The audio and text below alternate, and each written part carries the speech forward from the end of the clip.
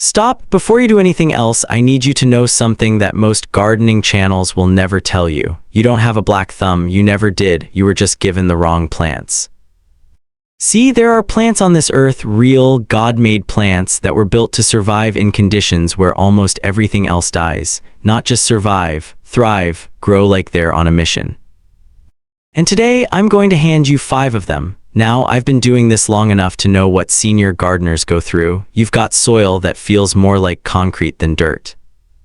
You've got windowsills that don't always get good sun. Maybe your hands ache on bad days and you can't be fussing over something that needs constant babying. I hear you. That's exactly why this video exists. But here's what I really want you to stay for. Plant number 3 on this list has a scientific adaptation so wild that NASA actually studied it. And the bonus technique at the very end, I have never seen it published in any mainstream gardening book, not one. So stay with me all the way through, because what I'm about to share might just change how you garden indoors forever. Let's go. My name is David. Now, before we dive in, let me be real with you. I'm not here to sell you anything, and I'm not here to make gardening look like something only young people with fancy greenhouse setups can do. The plants I'm sharing today are backed by actual research. I'll quote the science: the University of Georgia Cooperative Extension, NASA's Clean Air Study, and the work of Dr. Leonard Perry from the University of Vermont have all documented what these plants can do. These aren't trends. These aren't influencer plants. These are what I call Thrivis neglectus plants, a tongue-in-cheek term used by horticulturists for plants that genuinely do better when you leave them alone. If you've killed plants before, good. That means you've been paying attention. You just needed better soldiers for your garden. These 5 are it. Plant number 1, and this one is a warrior, the snake plant. You've probably seen it before. Tall, upright, those sword-shaped leaves with yellow or silver edges. Some folks call it mother-in-law's tongue. But don't let the fancy name fool you. This thing was practically made for busy, forgetful, or physically limited gardeners. Here's the science. The snake plant uses something called CAM photosynthesis, crassulacean acid metabolism. What that means in plain English is this: most plants open their pores during the day and lose water. The snake plant opens its pores at night instead, which means it loses barely any moisture. NASA's 1989 Clean Air Study, yes, the actual space agency, listed it as one of the top air purifying plants on Earth, able to remove toxins like formaldehyde and benzene from indoor air. Now here's what makes this perfect for senior gardeners with compacted or poor soil. Snake plants are not picky about soil quality. What they hate is waterlogged roots. So if you've got dense, heavy soil, plant it in a pot with a drainage hole and a little coarse sand or perlite mixed in. Water it once every 2 to 3 weeks in summer. In winter, once a month is plenty. Put it in low light, put it in bright light, put it near a window or in a dim hallway. It genuinely doesn't care. It was made to handle it. Warning: important note, the snake plant is toxic to cats and dogs. If you've got pets, keep it on a high shelf or choose a different spot. For people, it's perfectly safe to handle. Plant number 2, and this one is going to surprise people who think they need fertile, rich garden soil to grow anything. The ZZ plant, ZZ zamioculcas zamiifolia. Say it once and forget how to spell it, just know what it does. The ZZ plant stores water in its rhizomes. Those are thick, potato-like structures underground. Think of them like a built-in water tank. Research published in the journal Hort Science confirms that ZZ plants can go 4 to 6 months without water in low-light conditions and still survive. That's not a typo, months. For a senior gardener dealing with low-energy days, arthritis, or inconsistent watering schedules, this plant is answered prayer. It grows in almost any light condition, though it prefers indirect light. It asks for nothing from your soil because it feeds through those rhizomes. Put it in any well-draining potting mix, water it lightly every 3 to 4 weeks, and just let it live. It'll push out new glossy green shoots like it's proud of itself. Here's the reframe I want you to hear. Most people think neglect kills plants. With the ZZ plant, moderate neglect is the recipe. Overwatering is the only real threat. The moment you stop trying to help it too much, it takes off. Warning safety note, ZZ plant sap can cause mild skin irritation. Wash your hands after handling it. And like the snake plant, it's toxic if ingested by pets. Plant number 3, stay with me because this is the one NASA studied, Pothos. Also called devil's ivy, and that name tells you everything. They call it that because it is nearly impossible to kill, even in the dark. You can cut a stem, drop it in a glass of water, and it'll grow roots in days. Actual roots. No soil needed to start it. NASA's clean air study specifically tested Pothos for its ability to filter carbon monoxide and formaldehyde from indoor air, 2 of the most common indoor pollutants, especially in homes with older furniture, carpets, or gas appliances. Pothos ranked among the most effective. Now here is what makes this plant spiritually satisfying for gardeners of faith. Pothos produces abundance. You get one plant today, and within a year you can fill your whole home, every windowsill, every shelf, from cuttings off that one original plant. That's multiplication. That's stewardship. Something from nearly nothing. For soil, Pothos isn't demanding. A basic potting mix works.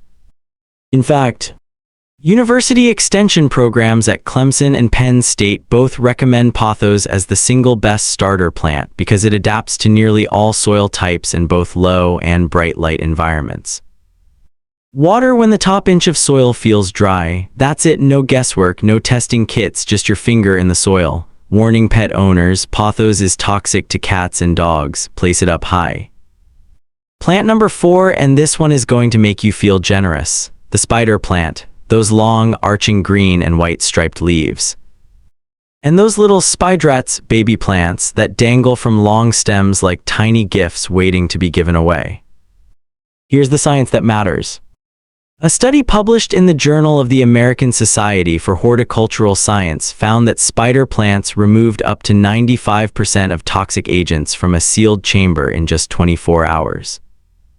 95% in one day, but what I really want you to notice is this. The spider plant actually prefers slightly root-bound conditions, meaning it does better when it's a little crowded in its pot. For gardeners used to the idea that plants always need more space, more soil, more room, this is the reframe. Less space here means more babies. And each baby plant you pull off can be rooted in water and given to a friend, a church neighbor, a grandchild. This plant multiplies generosity. It tolerates low light, inconsistent watering, and poor soil quality. It's one of the few houseplants that actually prefers cool temperatures, making it perfect for older homes that run a little drafty in winter. Water it moderately. Let it dry slightly between waterings, and watch those babies come. Plant number 5, and its name alone should tell you why it made this list. The cast iron plant, Aspidistra elatior.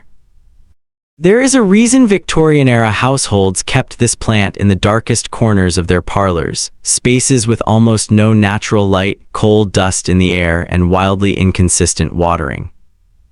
It survived every time. The University of Florida IFAS Extension specifically notes that the cast iron plant is one of the most durable foliage plants available, thriving in deep shade, poor soil, drought, and even dust. It grows slowly but slowly and surely, and it lives for decades. We're talking about a plant you can leave to your grandchildren. For senior gardeners with compacted or clay-heavy soil, this is particularly wonderful news. The cast iron plant can grow in soil that other plants would die in. Its rhizomatous root system, similar to the ZZ plant, works its way through dense ground and holds on. It doesn't bloom indoors often, but when it does, small, purple near the soil, it's like finding a quiet miracle you weren't expecting. Water it once every 2 to 3 weeks. Forget it exists for stretches of time. Come back and it'll still be there, dark green, bold, faithful. This plant doesn't ask for much, it just keeps showing up. Now I want to say something that might go against what you've read in most gardening books. Most advice tells you, enrich your soil, fertilize monthly, keep on a strict watering schedule. For outdoor gardens and vegetables, sure, but for these 5 plants, that advice can actually kill them. These plants evolved in low-nutrient environments. Their entire biology is built around scarcity. When you over-fertilize a ZZ plant or a snake plant, you burn the roots. When you water a pothos on a strict weekly schedule regardless of soil moisture, you drown it. The shift I want you to make is from caretaker to observer. You are not managing these plants. You are giving them permission to be what God made them to be. Check in, touch the soil, look at the leaves. That's the relationship these plants want, presence, not performance. All right. I promised you something you've never seen in a mainstream gardening book. Here it is, starchy cooking water. When you boil pasta, potatoes, or rice, don't pour that water down the drain. Let it cool completely to room temperature, then water your indoor plants with it. Here's the science. A 2021 study published in the Journal of Plant Nutrition confirmed that starchy water contains trace minerals, potassium, phosphorus, and nitrogen released from the cooked food, along with beneficial carbohydrates that feed soil microbes.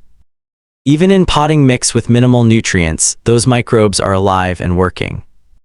When you feed them, they break down organic matter more efficiently, which means your plant gets a slow, steady nutritional boost without any synthetic fertilizer. This isn't a folk remedy. It's microbiology, and for senior gardeners who are cooking regularly anyway, this is turning what you already do into something that feeds your garden. Waste to wealth. Nothing wasted, everything redeemed. Use it once a week in place of plain water, unsalted only, no oil, just the cooled, starchy water. This one habit alone changed the growth rate of my snake plant and my pothos visibly within 3 weeks. If you made it to this point, you're the kind of person who doesn't just watch things, you take them in. You think, you apply, and that matters. Here's your invitation. Try even one of these 5 plants this week. Put it somewhere in your home, give it the starchy water. Then, and this is the part I love, come back to this video and drop a comment. Tell me which plant you chose and why. Tell me where you put it. Tell me if you're giving a spider plant baby to your neighbor or your pastor. I read every comment on this channel, everyone. If this video helped you, share it with one person in your life who thinks they can't grow anything. Because I promise you, they just haven't met the right plant yet. And if you want to be part of a community of gardeners who believe that tending living things is an act of stewardship, not just a hobby, hit subscribe. Because every week on Garden Roots, we come back to the same truth: you were made to tend and the earth was made to respond. Until next time, go grow something.